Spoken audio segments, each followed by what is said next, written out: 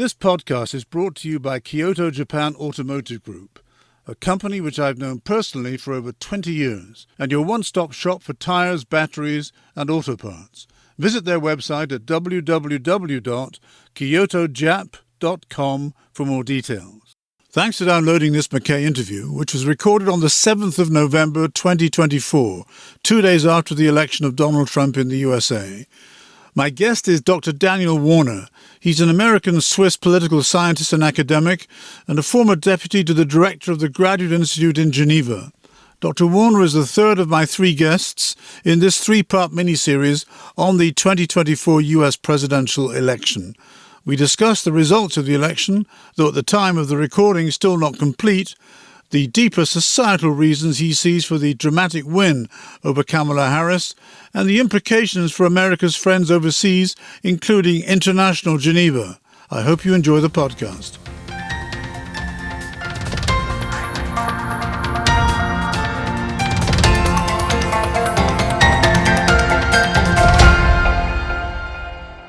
Hello, everyone.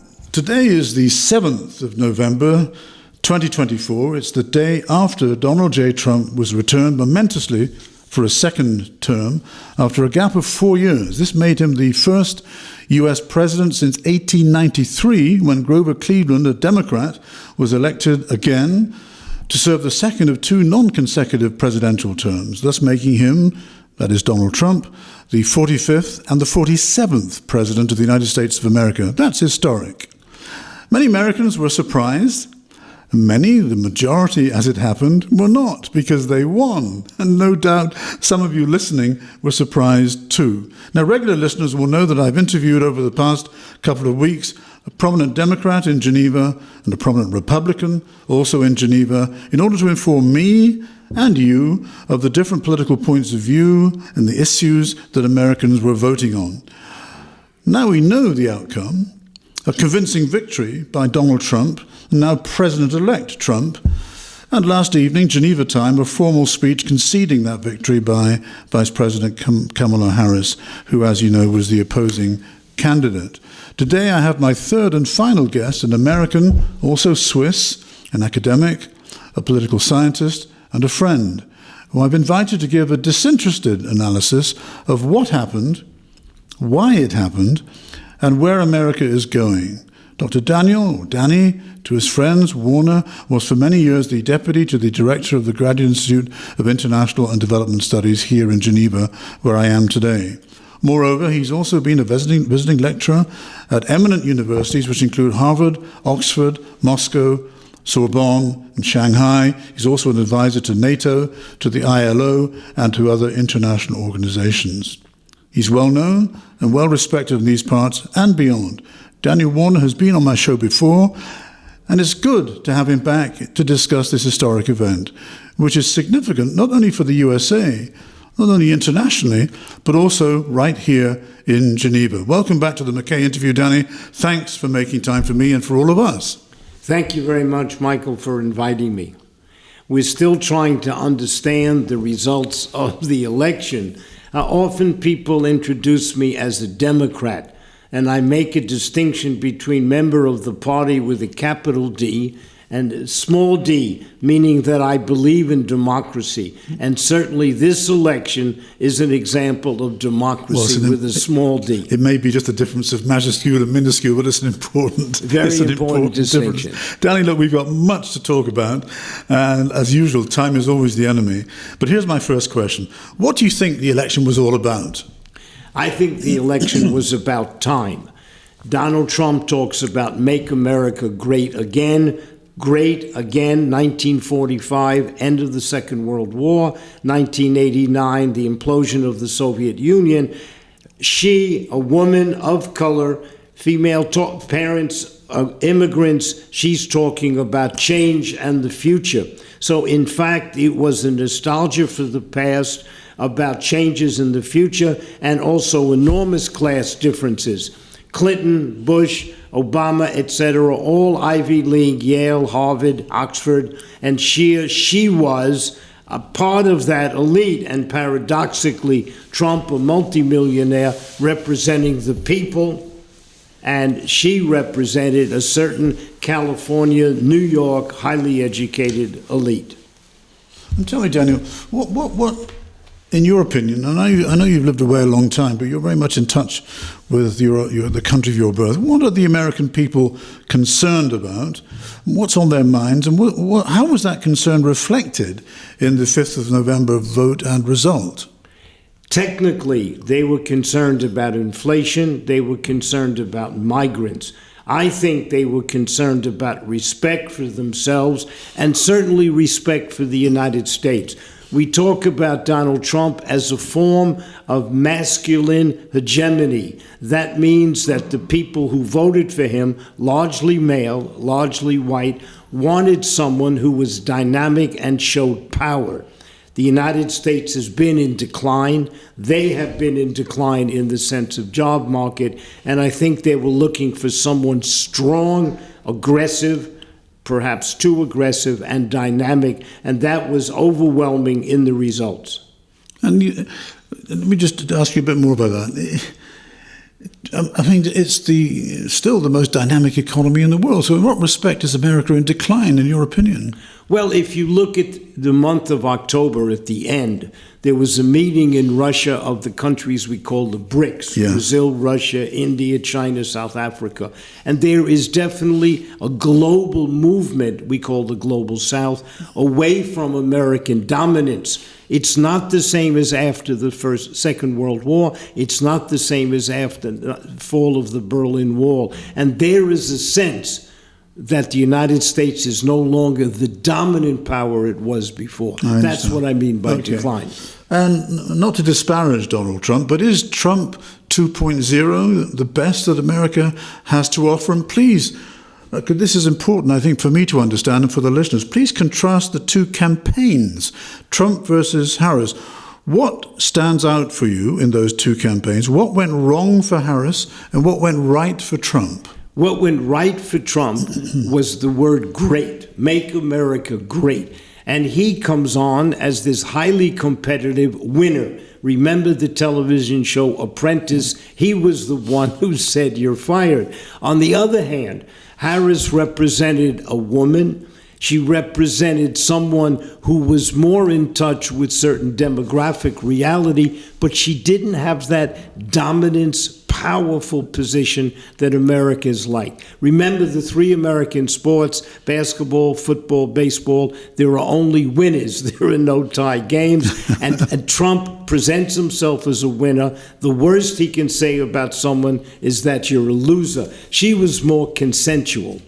Yeah, well, I got the sense that in some of the speeches that I saw that she was trying to be, to use that word which is used a lot these days, inclusive and optimistic. Yeah, but she didn't convey it successfully, obviously. No, on the other hand, no, I don't think it was her lack of success. I think it was Trump touched something that was much more emotionally positive for the American people. He plays the victim. And many Americans, obviously a majority, feel that they're victims of the system. They don't have college diplomas. They don't have PhDs. They're not living in San Francisco or New York.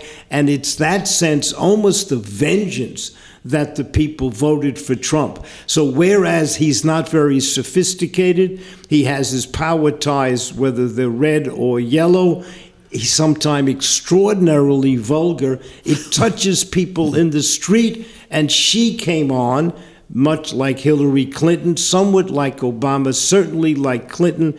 She came on as too sophisticated. And for the normal American today, that's why my small d is so important, they have a certain vengeance against that. Sorry, let me press you a bit more. Just explain to me a bit more about vengeance. Why do you use that word? Well, someone once said to me, I asked someone, why do people not like you?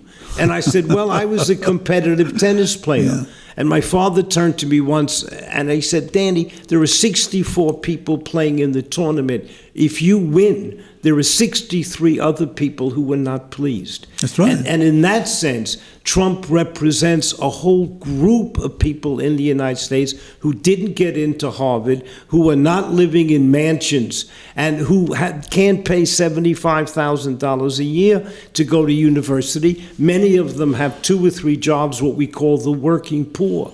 And those people feel a certain vengeance for a group who are true elitists. And she comes out of the high society, bourgeois society of San Francisco. Her parents, her mother was a cancer researcher, her father's a professor at Stanford. She represents that elite. So although Trump is rich, he's talking to the people in the street, and she never reached the street. And that's where he's very clever, I think, as a communicator, because he is rich, I imagine, because his father was the one who made the money initially in real estate, from what I understand. But someone told me on the other side of the river in New Jersey. Is that correct? I'm not sure. In New Jersey and Queens. Yeah, and Queens, okay. And he was at Wharton, so he's got a brain. I don't think you just walk into Wharton just like that. And yet at the same time, the man with the blue-collar man, the man with the hard skin on his hands, feels that he's speaking for them. That's very clever. Clever, and also a question of great. I mean, they like winners. American loves winners. Around the world, I observe people wearing caps. Yes. And the most popular cap around the world says NY. It represents my team, the New York Yankees. Yes. And people, there's a fascination with that. And Trump emotionally touches that particular thing. So there's an element of vengeance, both for Trump personally, because he was never accepted into the high society of New York. Remember that at a dinner of correspondents in Washington, President Obama ridiculed him, and Trump was furious. I remember that. Trump was furious. So in a sense, when people talk about Trump's vengeance against certain people, it's also a question of the average American. This is their election. So they all have an axe to grind in that respect. They all have an axe to grind. I see what you mean. And that's where there's a huge polarization in the United States between a certain elite, cosmopolitan elite, and people in the street. But it's not just in the United States. There's a similar debate going on in the UK. Okay, yeah, you exactly. know that better than I do. Yeah. Tell me, look, over the past 24 hours, I guess this won't surprise you, Danny, I've been reading and listening to pundits in the media give their analysis of the mix of reasons for the election result. Things count: Latinos, women, the economy, Biden, not standing down earlier, waltz, illegal migration. These, so the pundits say, are the things which swung the result. What's your view? Well, as I've said, it's a question of Trump touching on certain things about the greatness of the United States. I would also point out historically that I think once maybe, vice president of an unpopular president has ever been elected. In the history of the United States. In the history of the United States. And to some extent, Kamala Harris had the disadvantage of the unpopularity of President Biden, and she was never able to truly distinguish herself, so that when Trump said she bears responsibility for all of the illegal immigrants into the United States, she bears the responsibility for Biden's problems with inflation, the people of the United States said, in fact, we don't like Biden. She was the vice president for 3.5 years. We don't like her either. Sort of collective responsibility. Collective responsibility, and I think she was unable to overcome that. I also think the situation in the Middle East was extremely important, especially in states like Michigan. Lots of young people on campuses protested against the Israeli policies. They were very pro-Palestine. And when people asked Mrs. Harris what she would do about the Middle East, she always began by answering, I would defend Israel. They have the right to have their security. Plus, her husband happens to be Jewish, and he's very pro-Israeli. So lots of Arab Americans, especially in the state of Michigan, were against that policy. And I haven't seen the detail, but I know the debate when we did similar interviews 4 years ago, that young people are vociferous but don't actually go out to vote. Maybe this time they actually did go to the polling booth and put their cross on the paper. That would surprise me if many of those people... No, I'm asking, I don't know. I don't think they necessarily voted for Trump, but either they voted for Trump or they didn't vote at all, or possibly they voted for a third candidate like Jill Stein on the Green Party or the independent Cornel West. I see. But it definitely hurt her. Yeah, yeah. The Biden policy in the Middle East definitely hurt her. Can I penetrate your political scientist mind a little bit deeper on this? And I want to ask you if a trend in voter behavior and tendencies, is it even a change of culture? I mean, after all, nothing stands still.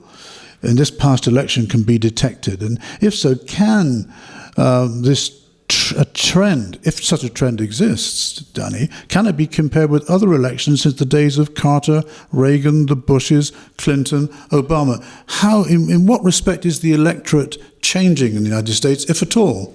Well, the question that I'm working on is someone like Trump an aberration in American history?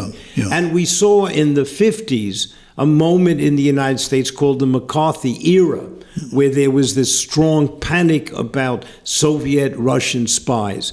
And one of the most interesting things that Trump said was he called Mrs. Harris a communist. I heard that, and yes. she said that her father, who's a professor at Stanford, was a Marxist economist. Now that rings with people of a certain age like me. Yeah. It rings by saying this is the enemy from within.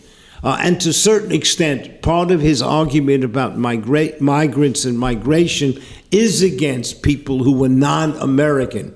So while certain people in the United States are internationalists, what they call globalists, this was an election which clearly defined those people voting for Trump as nationalists and patriots. We see this in other countries. We see it in Hungary with Viktor Orban. We see it in England with Farage. So there is a certain populism out there today, which is very strong with Trump, which we haven't seen that powerful in the United States since years ago when there was something called America First. But that's coming back. I see. That's very interesting. I'm going to pursue that theme, but from a slightly different angle, Danny. Hyphenated Americans, sectarian voters, I've written in my notes. African Americans, Arab Americans, Jewish Americans, Hispanic Americans, and. There are so many hyphenated Americans. What do we need to understand, Danny, about what I call settled migrants in America and naturalized Americans, in other words, citizens of the United States, their aspirations and their voting behavior? Just explain that to me, please. We live in an era of what we call identity politics. Who you are or who you came from is more important than to certainly your opinions. And we also came from a past where there was certainly called the melting pot. Everyone became American who lived there and who became citizens. The fact that you're calling Italian Americans, Hungarian Americans, Russian Americans mean that there's a separation coming on now. The identities are not melting like the melting pot into one identity. And those separations with identity politics, what really hurt Ms. Harris, because the fact that she has parents who were immigrants was used by Trump to say she's not really American. And Trump, who in the past had parents coming from Germany and Scotland, I think, he came on as the true American. More authentic. More authentic. And in the United States today, we no longer talk about the melting pot. We talk about a salad where the different ingredients have not come together. So you use the past tense became quite deliberately. Yes, that's become. right. I That's see. right. I see. And so to be a true American today is what Trump played into, and I think he played into it extremely well. Also, he appealed to people who were white, which is something, again, that she had problems with. The issue is whether many Americans voted against a woman, as they did with Hillary Clinton, and whether many Americans were against a woman of color. That's something also to take into account. But many Latinos voted for Trump. Yes, I saw that. I was surprised, but I don't know America very well. And, I read and look at all these things with great interest just to see how they go. One of the other fascinating things that against Ms. Harris, that she was accused of not being strong enough or humble enough because she didn't have children. She lives in a reconstituted family, which many Americans do. But Trump, again, going back to the 1950s, kind of the strong male dominating, and that shows that Trump was overwhelmingly favored by men in the United States. I didn't really understand. So she has stepchildren. The husband has children. She has stepchildren. She didn't marry until she was 50. I see. So it's a reconstituted family. It's not a nuclear family, although Trump has been divorced several times. 3 times or something. But it's like he went bankrupt 4 times. Yes. But he still comes on as a successful businessman. He's been divorced several times. He still comes on as this kind of family man. I must ask you, because you mentioned the bankruptcy, and no one, in business, and you must know this, you've been around long enough, you really don't succeed until you've been bankrupt at least once or twice anyway, because you've learned from your mistakes. And I won't hold that against him. But just touch, because I'm sure people listening will say, Michael, why don't you ask Danny about the felonies and the criminal charges against him in court? Let me put it another way. Do you see that the American judicial system has been, if you like, focused and weaponized against him, to use a fashionable verb these days, that they're only picking on him because of who he is, or did he really break the law? Well, it's been proven that he's broken the law. Yeah. But, Michael, you worked in public relations, so you understand the difference between reality and image. Yes, of course. And this election was all about image. It's how Donald Trump presented the image that the United States wanted. The most famous campaign in the history of the United States was the Marlboro Man. Now, the Marlboro Man died of cancer, right? But smoking was a good thing. Who was the Marlboro Man? This virile, masculine, etc. And Trump comes on like that, although if you know the reality, lots of it has nothing to do with the true past. Yes. So it's all about image. Okay. No, I can understand that line of argument, but that would be a much longer discussion with you, Danny. My guest today is Dr. Daniel Warner, the prominent political scientist based here in Geneva, and he's giving me his analysis of the result and implications of the very recent American presidential election, which, as you must know by now, was won by Donald Trump. Danny, let's talk for a while about foreign affairs. War in Europe, Ukraine and Russia, and war in Gaza, and serious tensions in the Middle East. Can Trump fix all of this? And as he said, if not in a day, then at least by the inauguration day of the 20th of January next year. What do you think is likely to happen between now and the 20th of January next year? Well, in all honesty, foreign affairs is never a major issue in American elections. But it is for many of us listening. That I understand. He did say once that if he were elected on November 6th, he would solve the problem of Ukraine and Russia with a telephone call to Mr. Putin. That's right. I think most people understand that foreign affairs is not his strength, although Donald Trump has certain admiration for certain autocrats like Orban in Hungary, the leader in China. It's very difficult to understand. And in Moscow, you must mention that, surely. No, the telephone call. But it's difficult to understand what he'll do. He's known for the art of the deal, but the art of the deal is in the private. It's not in public. Trump has no notion of diplomacy. He certainly has no notion of diplomatic negotiations. He's a win-lose guy, an absolutist. He's not very big on consensus. So I have absolutely no idea, and I think most people agree, about what he'll do on foreign affairs. He's not diplomatic. He thinks that he alone can solve the problems, or Elon Musk or someone else. So I think most people around the world are saying, we really don't know how to deal with this. What we do know is that the people around him don't have the kind of experience that the people around Biden, Jake Sullivan, Tony Blinken, they have a great deal of experience, but you can say that the foreign team of Biden have not solved the problem in the Middle East and have not done very well in the war between Ukraine and Russia. But one of the benefits of your system of the Republic is that the head of state, the president, can choose from the wide pool, whereas the constitutional parliamentary it's only elected MPs, as you know, that could be government ministers of state. So do you think that he would take advantage of that large pool and large reservoir, or only choose people who are loyal to him rather than have expertise? I mean, or maybe that's just a naive question. I don't know. No, it's an excellent question. It's not naive, but it is the question. Trump has always said he's against what he calls the deep state. Yes. And the deep state includes people with PhDs from Harvard Yes. School of Government, Yes. Georgetown, etc. So I don't think he's going to hire people with great deal of experience. Yes. And that's worrying for people on the outside. On the other hand, and I repeat, those people like Jake Sullivan and Tony Blinken, who have a great deal of experience, have not solved the problems. So when Trump talks about Elon Musk in some position or Robert Kennedy Jr. in certain positions, there's a tendency to believe that he'll hire people who are more loyal to him than those who have a great deal of experience. Can we go off at a slight tangent there? Because some friends of mine have been quite incensed, American friends have been quite incensed by Robert Kennedy Jr. and trying to explain to me why I'm of the generation that you are and remember his father and I worked for his father and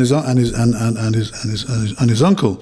But can you just spend a few minutes talking about why that man would flip like that? What kind of man is he? Well, I don't want to go into the personal things. He's had alcohol problems, drug problems, and he was renounced to some extent by members of the old family. Yes, so I think that. there's a certain psychological problem with him that I'm not a psychiatrist, and I'll say no more. Okay. But he has been renounced by several people. If Trump gives him some kind of control over the health system in the United States, I think there will be a huge scandal and an outcry against that. Okay, that's enough. Okay, fair enough. So look, last question, Danny, closer to home. What do you think will be the implications of Trump's victory for international Geneva and multilateralism? What's going to happen to us here? I think that's another good question. I've been disappointed over the years by the lack of interest in the United States in international Geneva. There are 37 cities in the United States named Geneva. Because 37. Sorry, 37. You said that like everybody should know that. No, I but didn't I'm know going that. to explain why. Okay. Because the Geneva Bible, one of the first Bibles translated from Latin into English, was on the Mayflower, which landed in the United States The Bible of William Shakespeare. That's what he would have read. Exactly. So that's why Geneva is popular. But on the other side, from the United States, Geneva, Switzerland is not of major importance. And I don't think the past administrations have given enough consideration to international Geneva and the UN system in general. It is true that the Biden administration spent a lot of resources on getting certain Americans to head certain agencies in Geneva, but the overall system has been ignored. Mr. Biden, as an example, in 4 years never went to Africa. Never went to Africa. I didn't realize that. And at the end, he was supposed to go to Angola, and the trip was canceled. So there has not been enough input by the United States in the international system and in the UN. After all, the United States was behind the League of Nations with Woodrow Wilson, behind the UN in San Francisco. But the ambassadors to Geneva have not shown the kind of leadership that one would have hoped for. But let me ask you a little bit more. You use a phrase like have not given enough consideration, but with your experience and your expertise, give me an example of what more consideration would look like from an American Washington, D.C. point of view. Well, if you look at the Middle East, you look at who's negotiating, Qatar, Saudi Arabia, where's the head of the UN? If you look at the Security Council is polarized with vetoes. So there's no real use of the UN for guaranteeing or moderating peace and security. But it's a servant of its members, surely, Dan. Yeah, but the membership, my point is, Michael, the membership should be led by the United States. I see what you mean. Look at UNRWA, the United Nations organization that deals with helping people in Palestine. There were questions about the validity of what they do. Almost every country in the world has given money to UNRWA, except the United States and Switzerland. So the United States has not been the major supporter of the United Nations system that one would have thought, which opens the way for other countries like China and Russia to play more of a role in the system. So in international Geneva, there has been certain disappointment in the U.S. leadership, and certainly Donald Trump, who is very transactional. One can't imagine that he would be positive about international Geneva and the global system. So essentially, you are a little bit concerned. Oh, more than a little bit, Michael. Concerned. More than a little bit. Okay, so I'm using Geneva language. Yeah, no, that's very language. diplomatic. Donald Trump is very transactional. What's in this for us? I can't imagine he would get up in the morning and saying, how can I make the system more effective? I think you put it very well. I've got one last question for you, but let's go back home now to Washington, to the United States of America, because as I've got you here, I must ask you this question about the concentration now of power in the way in which you separate powers with the legal, the executive, etc., etc. We now have a situation, from what I read, where the president is Republican, the House of Representatives is Republican, or it will probably be by the time all the votes are counted, and the Senate is Republican. Apparently this doesn't happen very often in the United States. Just tell us, what is the significance of all those three things being in the same party? It's worse than that. Tell me more, please, because it's important that you explain. All right. We talk about the separation of powers. That goes back to the French philosopher Montesquieu. Yeah. We will now have the executive president is a Republican, very Republican. The Senate is Republican, and that means that the Senate is the branch that deals with foreign affairs. Yes. It deals with the nominations for ambassadors. It also deals with treaties. The House of Representatives deals with the budget. So the executive is Republican, the legislative is Republican, and you forgot the judicial is the third Supreme branch. Court. And he has 3 people on the Supreme Court who he nominated. 3 out of 7, is it? 3 out of 9. 9. But okay. still. Yeah. So, and we could anticipate that during the next 4 years, he'll put others there. And there are many now Republicans on the federal courts. So the 3 branches of government, executive, legislative, and judicial, will be controlled by a party, and especially controlled by Donald Trump, since he is the dominant figure. So we have no guardrails, no checks and balances, no separation. And when was the last time this happened? I can't remember. Since the Second World War, but it's not often, is it? It's almost never. Yeah. And the fact that he's such a dominant personality, there are many people who say that this is a real challenge to the democratic system, D, small letter. Okay, so the jury is out, not to be flippant at the end of a fascinating conversation, Danny, but it's been truly enlightening, as I knew it would be, listening to you today. Thanks for making time for me, Danny, and answering all my questions. My guest today has been Dr. Danny Warner, formerly Deputy to the Director of the Graduate Institute of International and Development Studies here in Geneva. Thank you again, Danny. Thank you, Michael. Thanks for listening to the McKay Interview podcast, brought to you by Kyoto Japan Automotive Group, a company which I've known personally for over 20 years, and your one-stop shop for tires, batteries, and auto parts. Visit their website at www.kyotojap.com for more details. And you can find more podcasts on Anchor FM. Just Google McKay Interview Anchor FM. Thanks again for listening.